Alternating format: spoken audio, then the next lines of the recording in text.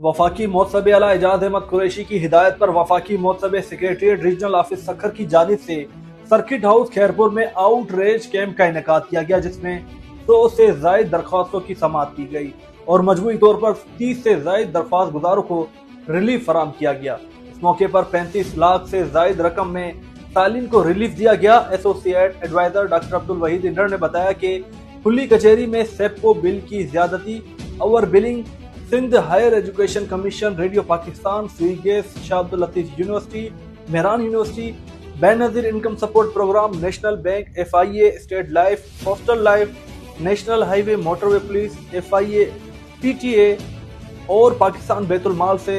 मुतल्लिक 100 से जायद दरख्वास्तों की समाअत की गई। इन दरख्वास्तों पर फैसले किए गए और 30 से जायद दरख्वास्त गुजारों को इनके मसाइल के हल में मदद फराम की गई। डॉक्टर अब्दुल वहीद इंडर ने मीडिया से बात करते हुए कहा कि PTCL,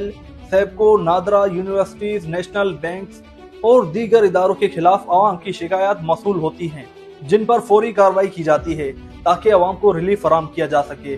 उन्होंने मजीद कहा कि सरकारी अफसरों के खिलाफ शिकायत पर इस्लामाबाद हेड ऑफिस में सिफारिशात और साल की जाती हैं, जहां इन पर अमल दरामद होता है। एक सवाल के जवाब में उन्होंने कहा कि अवाम के मसाइल के हल के लिए हम रीजनल ऑफिस सखर में लोगों को मदऊ करने की बजाय खैरपुर जैसे मकामी सतह पर खुली कचहरी का इनेकाद करते हैं, ताकि शहरी अपने मसाइल अपने ही शहर में हल करवा।